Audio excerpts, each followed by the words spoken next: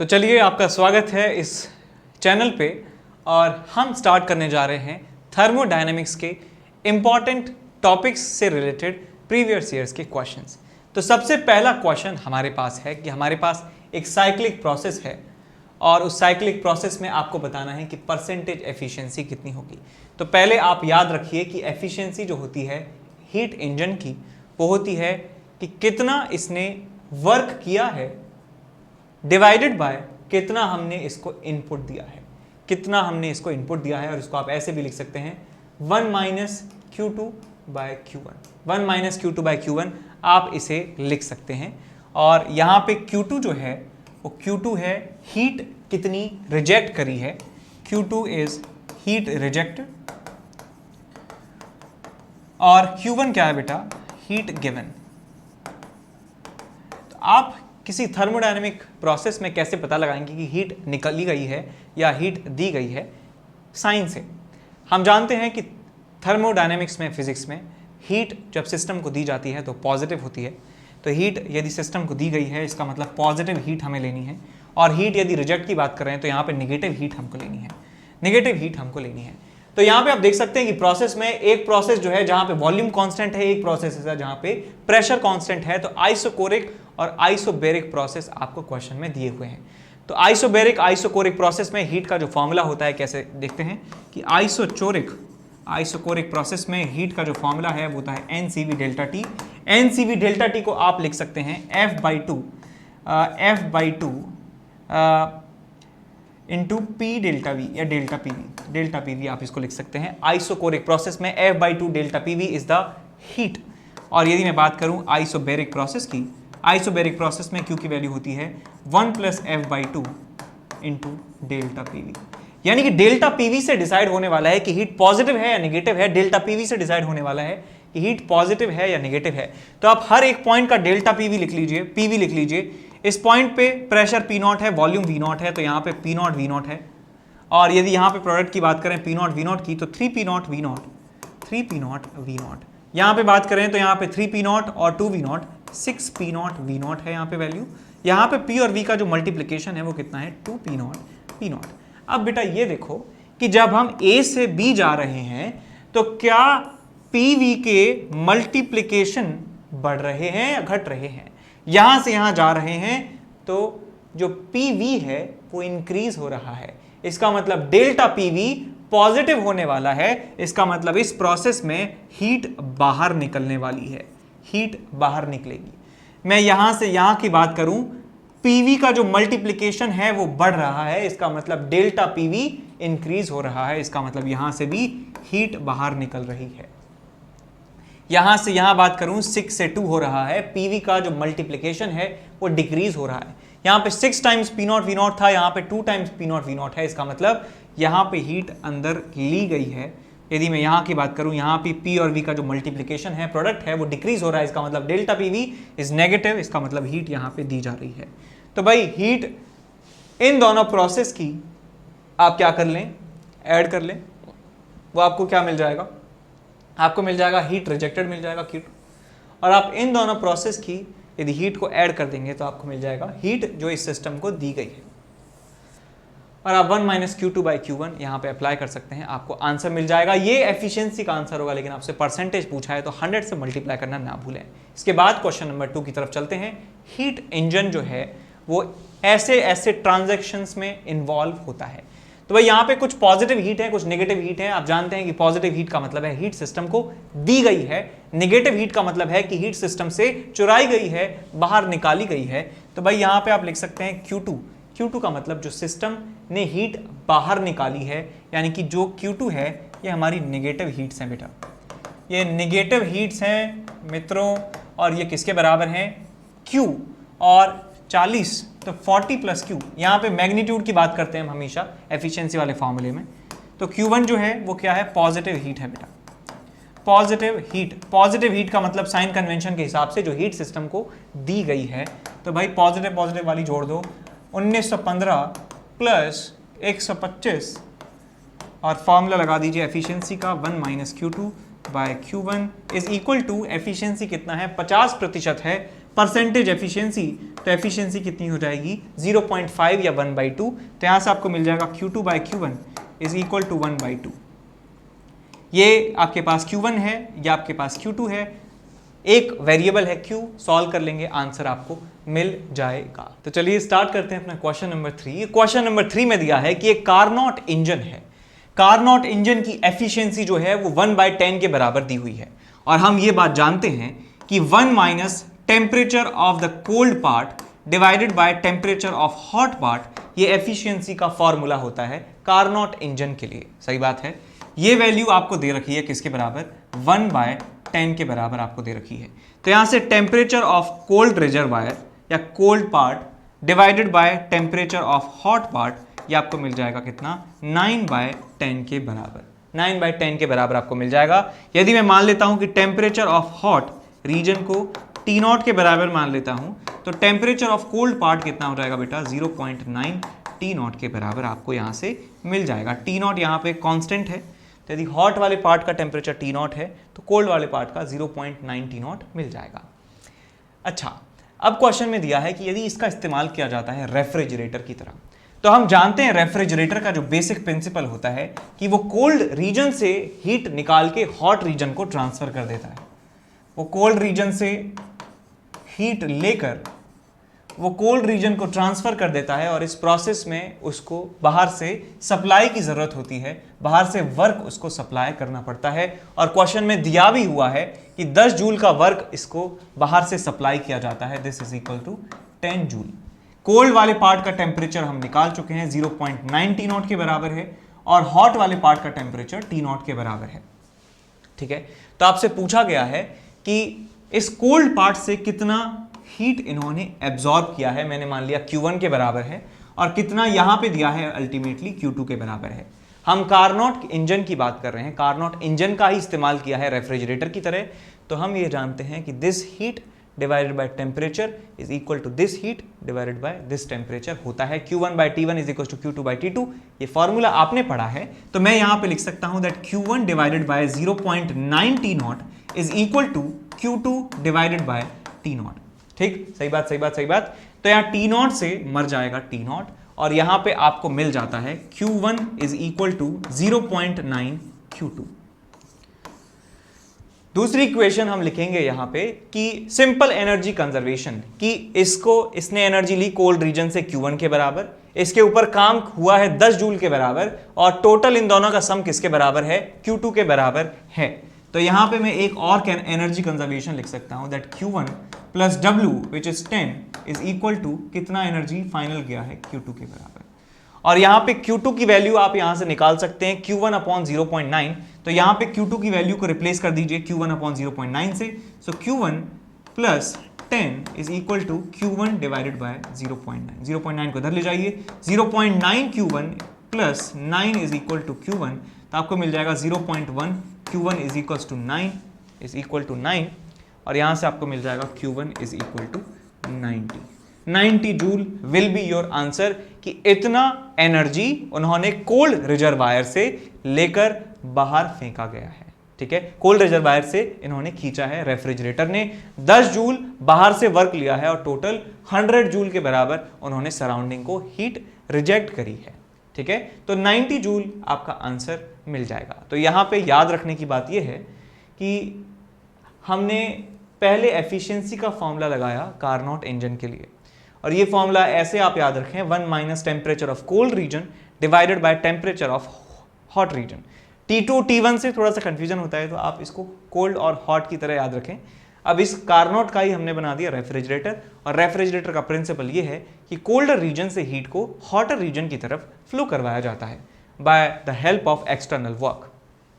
अब इसके बाद चलते हैं क्वेश्चन नंबर 4। ऐसे क्वेश्चंस काफी आए हैं जेईई मेंस में। इसके बाद आगे क्वेश्चन नंबर 4 में आपको दिया है कि कारनॉट इंजन की एफिशिएंसी 1/6 है। अच्छा, 1/6 है, कारनॉट इंजन की बात कर रहे हैं। ठीक है, तो यहां पे 1 minus temperature of cold region divided by temperature of hot region is equal to 1/6। अब कहा जाता है कि यदि सिंक का टेम्परेचर 62 डिग्री सेल्सियस से कम कर दिया जाता है, टेम्परेचर में चेंज आप चाहे डिग्री सेल्सियस में लें चाहे केल्विन में लें, बात बराबर होती है। जो डिफरेंस होता है टेम्परेचर में, उसको चाहे आप डिग्री सेल्सियस में लिखें चाहे केल्विन में लिखें, वो एक ही बात है। तो यहाँ पे क्या हुआ है कि टेम्परेचर सिंक का यदि हम कम कर देते हैं, सिंक हीट इंजन में जो ठंडा वाला पार्ट है, लोअर टेम्परेचर वाला पार्ट है, कोल्ड वाला पार्ट है, वो सिंक कहलाता है। यानी इस न्यूमरेटर में हम क्या करेंगे 62 माइनस कर देंगे, और हॉटर रीजन का टेम्परेचर उन्होंने छेड़ा नहीं है, और ये एफिशिएंसी दुगनी हो जाती है, डबल हो जाती है। यहाँ पे एफिशिएंसी 1/6 थी, तो अब एफिशिएंसी 2/6 हो जाती है। क्वेश्चन नंबर 2, इक्वेशन नंबर 1, आपके पास दो लीनियर इक्वेशंस हैं, इनमें वेरिएबल्स कितने हैं, दो वेरिएबल्स हैं। आप इस इक्वेशन और इस इक्वेशन को सॉल्व कर लेंगे, आपका रिजल्ट जो है आ जाएगा temperature in kelvin you will get. अब गलती क्या करते हैं कि केल्विन में टेम्परेचर आपको मिल गया और यहां पे ऑप्शन दिए हैं डिग्री सेल्सियस में, आंसर मैच होता हुआ आपको नहीं दिखेगा। तो आप थोड़ा सा ध्यान रखें, थोड़ा अपने आप को काम रखें इतना कि हम ये फर्क जान सकें कि यहाँ पे केल्विन में हमने आंसर निकाला है और यहाँ पे डिग्री सेल्सियस में दिया है। ठीक है, तो ये छोटी मोटी गलती ना करें। इसके बाद आपको आंसर मिल जाएगा। यहाँ पे क्वेश्चन नंबर अगले की तरफ चलते हैं, क्वेश्चन नंबर 5 की तरफ। इसमें दिया है कि कार्नोट इंजन रेफ्रिजरेटर की तरह इस्तेमाल किया जाता है। देखिए कार्नोट इंजन रेफ्रिजरेटर से रिलेटेड क्वेश्चन आ रहे हैं लगातार। तो रेफ्रिजरेटर का जो ऑपरेटिंग टेम्परेचर है वो 250 केल्विन एंड 300 केल्विन दिया हुआ है। तो आप इसमें बता सकते हैं यार कि 250 केल्विन एंड 300 केल्विन में जो कोल्डर रीजन है उसका टेम्परेचर कितना होगा। अरे ठंडा है तो मतलब कम टेम्परेचर होगा, यानी 250 की बात कर रहे हैं, और हॉटर रीजन का टेम्परेचर देखना चाहते हैं तो वो 300 केल्विन होगा। तो मैं एक रेफ्रिजरेटर का डायग्राम बना देता हूँ, ट्रेडिशन है। ये आपके पास कोल्ड रीजन है, ये आपके पास हॉट रीजन है। रेफ्रिजरेटर का काम कोल्ड से लेना, हॉट को देना, कोल्ड से देना, हॉट को लेना। ये 250 केल्विन इसका टेम्परेचर है कोल्ड वाले पार्ट का, हॉट वाले पार्ट का 300 केल्विन है, और ये इस काम को करने में बाहर से जैक लगाना पड़ता है, एक्सटर्नल आपको वर्क करना होता है। It receives 500 calorie from the reservoir with the lower temperature, यानी इस लोअर टेम्परेचर वाले रिजर्वायर से ये 500 कैलोरी हीट लेता है, 500 कैलोरी ये हीट लेता है। वर्क पता नहीं कितना लेता है और ये बाहर कितना देता है ये भी हमको नहीं पता है, आपसे पूछा गया है। Amount of work done in each cycle to operate the refrigerator is, यानी W आपको कैलकुलेट करना है कितना होगा।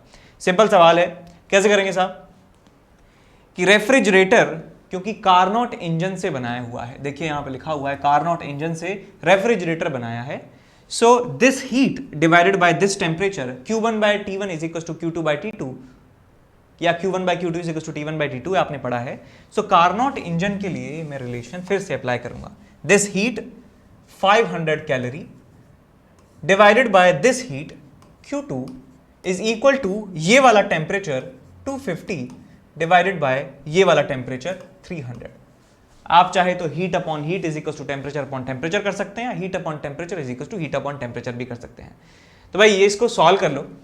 ये 0 से 0 गया, 5 से गया 6 बार, 5 से गया 5 बार, 5 से गया 100 बार, तो यहाँ से आ गया Q2 is equal to 600 calorie units का ध्यान रखें। ये Q2 मिल गया, ये आपको पता है 500 कैलोरी है। तो ये एनर्जी रेफ्रिजरेटर ने ली है, रेफ्रिजरेटर के ऊपर काम हुआ है, और ओवरऑल जो आउटपुट इसने दिया है हमको दिया है Q2 के बराबर। तो यहाँ पे सिंपल एनर्जी कंजर्वेशन से आप लिख सकते हैं Q2 is equal to Q1 plus W। Refrigerator यहाँ से गर्मी निकालता है और बाहर से इलेक्ट्रिसिटी का इस्तेमाल करता है, और हमें जो टोटल हीट है, जो पावर की जो हीट है, जो यानी इलेक्ट्रिसिटी का जो एनर्जी है उसको भी हीट की फॉर्म में देता है, और जो हमारे फूड आइटम से जो हीट निकाली है उसको भी बाहर दे देता है। ठीक, so Q2 is equal to Q1 plus W, सारी वैल्यूज आप पुट कर देंगे तो आपको मिल जाएगा W is equal to Q2 minus Q1। Q2 की वैल्यू है 600 calorie minus 500 calorie is equal to 100 calorie. कोई भी ऑप्शन मैच होता नहीं दिखाई दे रहा है, बिकॉज ऑप्शन जो है जूल में दिए हुए हैं। आप जानते हैं मैकेनिकल इक्विवेलेंट ऑफ हीट के बारे में कि 1 calorie is equal to 4.2 joule. 1 calorie is equal to 4.2 joule. आप इसको कन्वर्ट कर सकते हैं जूल में, आपको आंसर मिल जाएगा 420 जूल के बराबर। इसके बाद चलते हैं अगले क्वेश्चन की तरफ। क्वेश्चन में दिया है कार्नोट फ्रीजर है। ओहो हो, कार्नोट फ्रीजर कहें या रेफ्रिजरेटर कहें, बात एक ही है, फैंसी वर्ड का इस्तेमाल किया है। ये साहब कोल्ड रीजन से हॉट रीजन में हीट का ट्रांसफर करता है with the help of external work. अच्छा, अब कहा है इन्होंने कि वाटर 0 डिग्री सेल्सियस है इसके अंदर, यानी कि फ्रिज के अंदर रखा है 0 डिग्री सेल्सियस पे पानी, इसको आप केल्विन बदल लें, 273 केल्विन पे ऑपरेट करते हैं इसके कोल्डर रीजन को। अच्छा, and rejects it to the room at a temperature of 27 degree Celsius. Room जहां हीट अल्टीमेटली जानी है, जहां पे हीट ओवरऑल डिसिपेट होगी, उसका टेम्परेचर दिया है 300 केल्विन के बराबर। और इस काम को करने में बाहरी एनर्जी की आवश्यकता होती है, तो एक्सटर्नल वर्क किया गया है और वो एनर्जी बाहर से दी गई है इलेक्ट्रिसिटी की फॉर्म में। अब मैंने मान लिया कि W एनर्जी यहाँ से दी जाती है एक्सटर्नली, Q1 हीट ये निकालता है और ओवरऑल Q2 के बराबर ये बाहर निकाल देता है। ठीक है जी। अब इनके रेशो से हम इनका रेशो निकाल सकते हैं बिल्कुल आराम से, कि Q2 divided by Q1 is equal to इसका टेम्परेचर 300 डिवाइडेड बाय इसका टेम्परेचर 273। ये तो समझ ही गया, कारनोट का ही इंजन होता है, कारनोट का ही रेफ्रिजरेटर दे रहे हैं क्वेश्चंस में, तो ये रिलेशन तो हमेशा ही ट्रू है कि this Q2 by temperature T2 divided by Q1 by T1। आप Q1 Q2 की जगह Q कोल्ड और Q हॉट भी यूज कर सकते हैं। आई थिंक समझ गए सब लोग, है ना। इसके बाद इन्होंने कहा है कि the latent heat of ice is this much. Latent heat of ice का मतलब कि आइस को जब हम वाटर में कन्वर्ट करते हैं एट 0 डिग्री सेल्सियस टेम्परेचर, तो इतनी हीट की आवश्यकता होती है। या फिर हम इसको उल्टा भी कह सकते हैं कि हम यदि वाटर एट 0 डिग्री सेल्सियस को आइस एट 0 डिग्री सेल्सियस में कन्वर्ट करना चाहते हैं, तो हमें इतनी हीट पर केजी निकालनी पड़ती है। तो इसमें दिया हुआ है कि 5 kg हम वाटर को जमा देते हैं, 5 kg वाटर को हम आइस में कन्वर्ट कर देते हैं, तो बेटा यहाँ पे कितनी हीट निकालनी पड़ी होगी इस फ्रिज को। तो मैं लिख सकता हूँ कि the heat is equals to mass of the system और उसकी लेटेंट हीट जो भी है, फ्यूजन की लेटेंट हीट है। तो यहाँ पे हम लिख सकते हैं कि Q1 की जो वैल्यू है वो है 5 kg इंटू ये लेटेंट हीट आपको केजी में ही दे रखी है 336 इंटू 10⁻³ जूल। इतनी एनर्जी इन्होंने निकाली होगी। अच्छा, एक रिलेशन ये है, दूसरा रिलेशन ये है, और तीसरा रिलेशन एनर्जी कंजर्वेशन है, that Q1 plus W is equal to Q2। Equation number 3, equation number 2 and equation number 1। तो भाई यहाँ से आपको Q1 मिल गया, Q1 मिल गया तो यहाँ से Q2 मिल जाएगा, यहाँ से Q2 मिल गया, यहाँ से Q1 मिल गया, यहाँ से W की वैल्यू आपको मिल जाने वाली है बड़े ही प्यार से। ठीक है, आगे चलते हैं। चलिए इस क्वेश्चन की तरफ चलते हैं। क्वेश्चन में आपको दिया है कि मैच द कॉलम। ठीक, तो आप पहले इस प्रोसेस को देखिए, एडियाबैटिक प्रोसेस।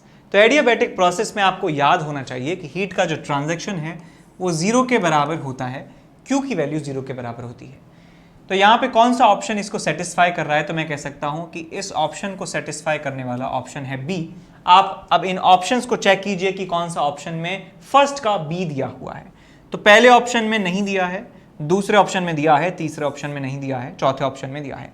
अब इसके बाद डिसाइडिंग जो ऑप्शन है वो ऑप्शन नंबर 2 है। ऑप्शन नंबर 2 में दिया है आइसोथर्मल प्रोसेस। आइसोथर्मल प्रोसेस में डेल्टा यू की वैल्यू 0 के बराबर होती है, because temperature here is constant.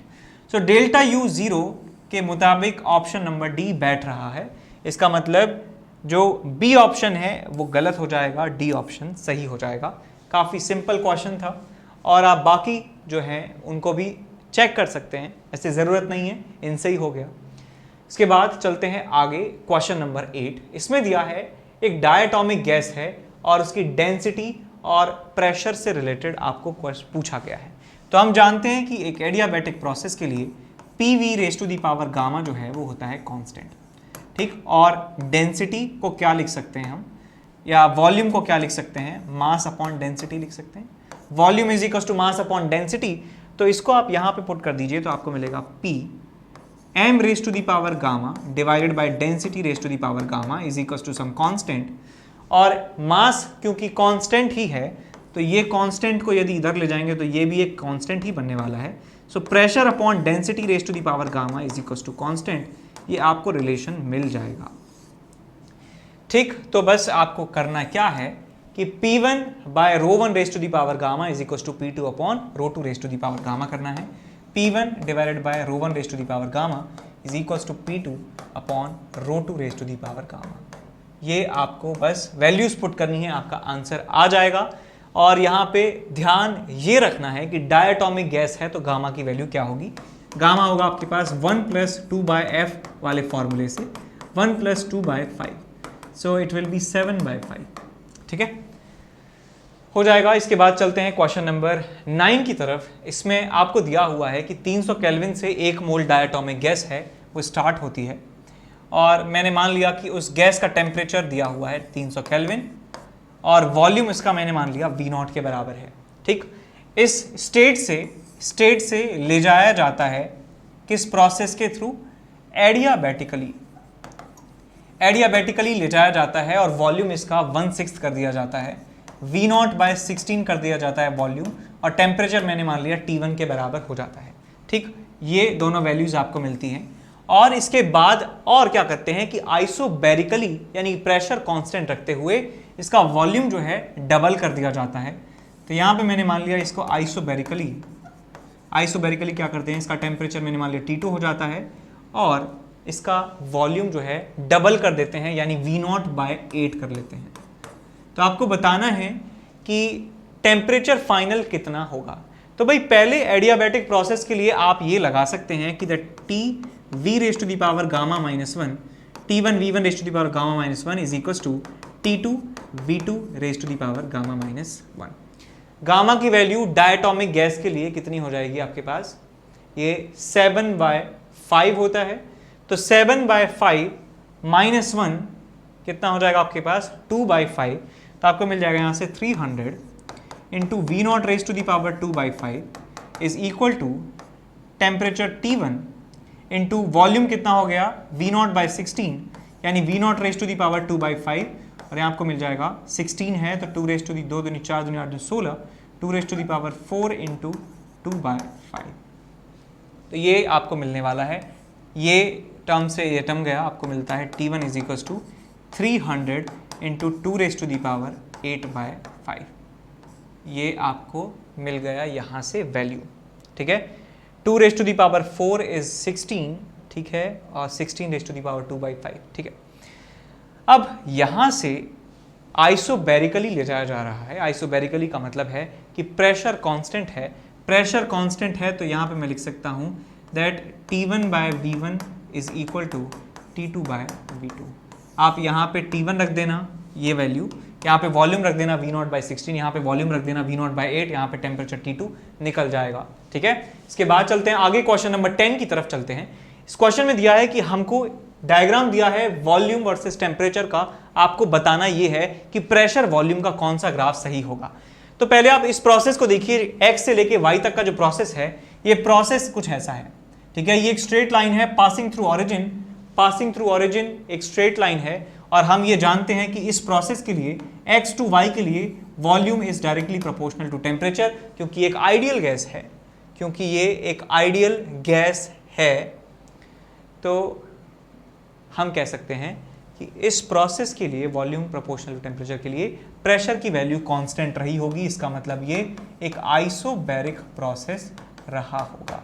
तो आइसोबैरिक प्रोसेस है x to y, आप ऑप्शन चेक कर लीजिए, x to y isobaric process हो सकता है, x to y एक आइसोकोरिक प्रोसेस दिया है which is not possible, x to y ऐसे दिया है एक आइसोथर्मल प्रोसेस है which is also not possible, x से y के लिए ये एक आइसोकोरिक प्रोसेस है which is also not possible. तो ये ऑप्शन आपका सही हो जाएगा। तो क्वेश्चन नंबर 11 में आपको दिया हुआ है कि हमारे पास एक आइडियल गैस है, और आइडियल गैस का 1 मोल आपको दिया हुआ है। आइडियल गैस जब भी क्वेश्चन में दिया हो PV = nRT आप लगा सकते हैं, और इसमें प्रेशर का वेरिएशन आपको दिया है कि इस तरीके से वेरिएशन होता है। तो आपको इस वॉल्यूम चेंज के लिए V0 से 2V0 के लिए आपको कैलकुलेट करना है कि टेम्परेचर में चेंज कितना हुआ होगा। तो सिंपल सी बात यह है कि दोस्तों कि वॉल्यूम आपको इनिशियल दिया है, वॉल्यूम इनिशियल है V0 के बराबर, और वॉल्यूम फाइनल आपको दिया हुआ है किसके बराबर, 2V0 के बराबर। तो यदि आपको वॉल्यूम्स दिए हुए हैं तो आप यहां से प्रेशर निकाल सकते हैं। तो इनिशियल प्रेशर आप निकाल सकते हैं, कैसे निकालेंगे, फॉर्मूला आपको क्वेश्चन में दिया हुआ है। यहां पर V की जगह आप V0 पुट कर देंगे तो आपको इनिशियल प्रेशर पता चल जाएगा, और फाइनल प्रेशर निकालने के लिए आप इस फॉर्मूले में V की वैल्यू 2V0 रख दीजिए तो आपको फाइनल प्रेशर भी मिल जाएगा। नंबर ऑफ मोल्स की यदि बात करें तो वो आपको दे रखे हैं 1 के बराबर। तो हम ये बात जानते हैं कि टेम्परेचर की वैल्यू जो होती है आइडियल गैस के लिए वो होती है PV/NR के बराबर। तो यहां से आप टेम्परेचर में चेंज यदि निकालना चाहते हैं T final minus T initial, तो आपको क्या करना होगा, P final V final divided by R minus P initial V initial divided by R। Because number of moles तो 1 है, 1 यहां पे पुट कर देंगे तो temperature final minus temperature initial आपको मिल जाएगा। इसके बाद आगे चलते हैं क्वेश्चन नंबर 12 की तरफ। इसमें आपको प्रेशर और वॉल्यूम के बीच में ग्राफ बताने हैं कि इन चारों प्रोसेसेस में isochoric, isobaric, isothermal and adiabatic, इनमें से कौन सा ग्राफ किसका है। तो आइसोकोरिक की बात करें, सबसे पहला है आइसोकोरिक। इसका मतलब है कि वॉल्यूम इस प्रोसेस में कांस्टेंट रहने वाला है। तो आप इस ग्राफ में ध्यान से देखिए, इस वाले ग्राफ को। इस ग्राफ में एक वॉल्यूम है पूरी प्रोसेस में, यहां से लेके यहां तक पूरी प्रोसेस में एक वॉल्यूम रहा है। इसका मतलब जो ग्राफ नंबर डी है वो आइसोकोरिक का ग्राफ है। तो आप इन चारों ऑप्शंस में से वो ऑप्शन तलाशिए जिनका पहला जो है ऑप्शन आइसोकोरिक, जिनका डी है। तो एक ऑप्शन ये है और एक ऑप्शन ये है, ये गलत है और ये गलत है। उसके बाद हम अगला देखते हैं आइसोबेरिक प्रोसेस। आइसोबेरिक प्रोसेस का मतलब जिसमें वॉल्यूम कांस्टेंट रहा हो, आइसोबेरिक का मतलब प्रेशर कांस्टेंट रहा हो। सो प्रेशर कांस्टेंट कौन सी प्रोसेस में है, तो ये साफ साफ दिख रहा है कि प्रोसेस नंबर ए में, पूरी प्रोसेस ए के दौरान जो प्रेशर की वैल्यू है वो कांस्टेंट रही है। इसका मतलब ग्राफ नंबर ए जो है वो आइसोबेरिक प्रोसेस का ग्राफ है। तो इन दोनों ऑप्शंस में से सेकंड ऑप्शन ए दिया हुआ है, बिल्कुल ठीक बात है। तो दोनों में फिर से टाई अप हो चुका है। उसके बाद तीसरी और चौथी प्रोसेस है आइसोथर्मल एंड एडियाबैटिक प्रोसेस। अब आपको ये याद होना चाहिए कि आइसोबेरिक प्रोसेस में प्रेशर वॉल्यूम का रिलेशन होता है, आइसोथर्मल में PV is equal to constant, PV की power 1 is equal to constant. और एडियाबैटिक प्रोसेस के केस में ये रिलेशन होता है PV raise to the power gamma is equal to constant. और ये आपको याद भी रखना चाहिए कि जो एडियाबैटिक का ग्राफ होता है वो नीचे होता है, आइसोथर्मल का ग्राफ जो है ऊपर होता है for volume greater than 1। Volume की वैल्यू जब ग्रेटर देन 1 होती है, वॉल्यूम की वैल्यू जब ग्रेटर देन 1 होती है, यानी कि इस पॉइंट के आगे एडियाबैटिक वाला ग्राफ नीचे होता है, आइसोथर्मल वाला ग्राफ ऊपर होता है। तो सी वाला जो है वो एडियाबैटिक होगा। एडियाबैटिक सबसे लास्ट में है, लास्ट में सी होना चाहिए। तो इसका मतलब डी ऑप्शन जो है यहाँ पे सही होने वाला है। बड़ा सिंपल सा लॉजिक है कि क्यों नीचे और क्यों ऊपर होता है। बिकॉज जब वॉल्यूम की वैल्यू 1 होती है, वॉल्यूम की वैल्यू 1 होती है तो दोनों के प्रेशर बराबर हो जाएंगे। देखिए ये PV की पावर 1 कांस्टेंट है, PV की पावर गामा कांस्टेंट है। यदि वॉल्यूम की वैल्यू 1 पुट कर देंगे तो आपको प्रेशर कांस्टेंट मिलेगा, यहाँ पे भी प्रेशर कांस्टेंट मिलेगा। और सही बात भी है कि इस वॉल्यूम पर वॉल्यूम की वैल्यू जब 1 के बराबर है, आपको दोनों एडियाबैटिक और आइसोथर्मल दोनों के प्रेशर एक समान मिल रहे हैं। जब वॉल्यूम की वैल्यू 1 से ज़्यादा होती है, जब वॉल्यूम की वैल्यू 1 से ज़्यादा होती है तो देखिए क्या चमत्कार होता है। वॉल्यूम की वैल्यू 1 से ज़्यादा और इस वॉल्यूम की पावर गामा लगी है, तो ये वाली जो क्वांटिटी है ये बहुत ज़्यादा इंक्रीज हो जाती है, लेकिन इन दोनों का प्रोडक्ट कांस्टेंट रहना है। तो इसका मतलब इस प्रेशर को क्या होना पड़ेगा, कम होना पड़ेगा एज कंपेयर टू दिस। यहाँ पे वॉल्यूम की वैल्यू 1 से ज़्यादा करेंगे और यहाँ पे वॉल्यूम की वैल्यू 1 से ज़्यादा करेंगे तो ये क्वांटिटी ज़्यादा तेज़ी से बढ़ेगी, ये क्वांटिटी धीरे बढ़ेगी। तो इसके कंपैरिजन में इसका प्रेशर ज़्यादा तेज़ी से कम होगा, इसका प्रेशर धीरे कम होगा। तो इसका मतलब ज़्यादा तेज़ी से कम किसका प्रेशर ड्रॉप हो रहा है, सी का प्रेशर ज़्यादा तेज़ी से ड्रॉप हो रहा है। इसका मतलब ये एडियाबैटिक आपके पास प्रोसेस है। जिसका प्रेशर थोड़ा धीरे कम हो रहा है वो आइसोथर्मल प्रोसेस है। ठीक है, क्यों प्रेशर धीरे तेजी से कम हो रहा है, बिकॉज इसका वॉल्यूम बहुत ज्यादा तेजी से बढ़ रहा है। Volume is greater than 1, volume इसका ग्रेटर देन 1 होगा तो इसका वॉल्यूम थोड़ा धीरे भरेगा, बिकॉज इसकी पावर कम है, इसकी पावर ज्यादा है।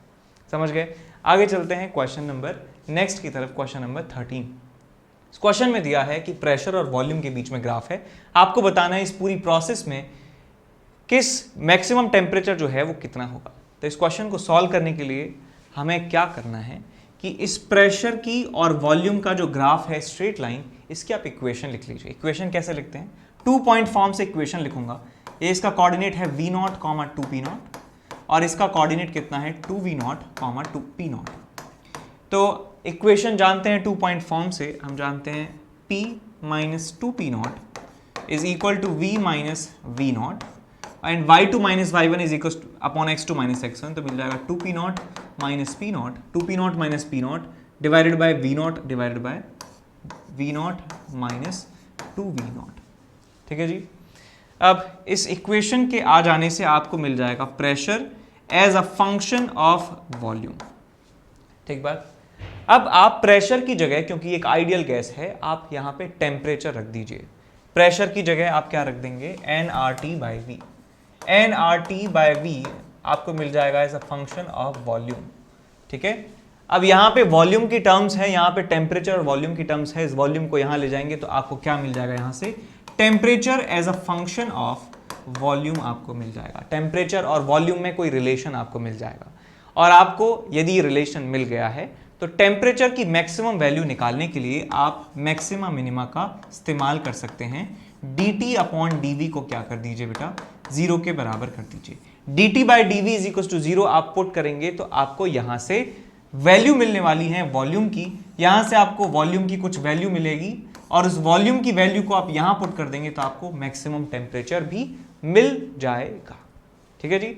आगे इसके बाद चलते हैं क्वेश्चन नंबर 14 की तरफ। क्वेश्चन नंबर 14 में आपको दिया है कि एक 1 मोल डायटोमिक गैस है, उसको इन प्रोसेस के थ्रू गुजारा जाता है। ये वाली प्रोसेस जो है एडियाबैटिक है। ये आप सब जानते हैं कि ये कौन सी प्रोसेस है, आइसोबैरिक प्रोसेस है। और ये कौन सी प्रोसेस है बेटा, आइसोकोरिक प्रोसेस है। तो आपसे पूछा गया है कुछ कुछ ऑप्शंस में कि इंटरनल एनर्जी में चेंज कितना होगा। तो क्योंकि साइक्लिक प्रोसेस हम जानते हैं एक ऐसी प्रोसेस होती हैं जिनमें जहां से स्टार्टिंग होती है वहीं पे इनका खत्म हो जाते हैं।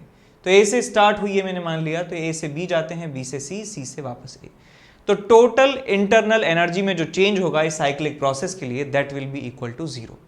ठीक है। तो पहला ऑप्शन इसमें दिया है कि change in internal energy in whole cycle is 250 R. तो नहीं, टोटल पूरे साइकिल में जो चेंज होगा दैट विल बी 0, बिकॉज जो एनर्जी पहले थी वही एनर्जी बाद में हो चुकी है। स्टेट फंक्शन है, पाथ पे डिपेंड नहीं करता है। ए पे वापस आ गए तो एनर्जी में चेंज, इंटरनल एनर्जी में चेंज नहीं होगा। अब इन्होंने अलग अलग प्रोसेसेस में इंटरनल एनर्जी में चेंज पूछा है। तो हम बेटा जानते हैं इंटरनल एनर्जी का फॉर्मूला पूरे थर्मोडायनेमिक्स की दुनिया में कितना है, NCV delta T. NCV delta T आप लगा दीजिए, आइडियल गैस दिया है, NCV डेल्टा टी लगा दिया साहब आपने। ठीक है। तो टेम्परेचर आपको क्वेश्चन में दिया हुआ है, CV आपको दिया हुआ है, CV की वैल्यू है F/2 into R, F/2 into R. और F कितना है डायटोमिक गैस के लिए 5, तो 5/2 इंटू आर यहाँ पे आप पुट कर देना। CV नंबर ऑफ मोल्स आपको दिए हैं 1 के बराबर। आपको इस प्रोसेस में निकालना है A से लेके B में, तो आपको टेम्परेचर का डिफरेंस यहाँ पे बस लिखना है और CV से मल्टीप्लाई करना है। आपको सारी प्रोसेसेस में पता चल जाएगा कि इंटरनल एनर्जी में चेंज कितना है। और एक बार आप ज़रूर वेरीफाई करना कि इन तीनों प्रोसेसेस की इंटरनल एनर्जी निकाल के उनको जोड़ देना, तो सम 0 के बराबर आना चाहिए। जो मैंने फर्स्ट ऑप्शन में आपको बताया था कि एक साइक्लिक प्रोसेस में टोटल इंटरनल एनर्जी में चेंज जो है वो 0 के बराबर आता है। हेलो बच्चों, जो 11th से 12th मूविंग स्टूडेंट्स हैं और जो इस साल IIT JEE एडवांस क्रैक करना चाहते हैं बच्चों, उनके लिए बहुत ही बेहतरीन बैच स्टार्ट होने वाला है अनअकैडमी पे, इवॉल्व बैच, जो कि 7 अप्रैल से स्टार्ट हो रहा है। यानी कि JEE 2022 में जिनको अपना एग्ज़ाम देना है उनके लिए बैच है। ठीक है बच्चों। और इस बैच में पढ़ाने वाली जो टीम है वो कोटा की टॉप फैकल्टीज़ की टीम है। ठीक है ना, सभी टीचर्स कोटा की टॉप फैकल्टी हैं और इस साल यानी कि इस करंट ईयर में इस टीम ने बेस्ट रिजल्ट दिए हैं और ये अनअकैडमी की नंबर 1 टीम है बच्चों। तो मैं आपको यही कहूँगा कि ये बैच आपके लिए बहुत ही बेनिफिशियल है और जब भी आप इसको सब्सक्राइब करोगे तो NKC सर लाइव करके कोड डालना मत भूलिएगा, उससे आपको 10% का डिस्काउंट मिलेगा। ठीक है बच्चों, जल्दी से जल्दी इस बैच को ज्वाइन कर लीजिए, ये आपके लिए बहुत ही बेनिफिशियल प्रूव होगा।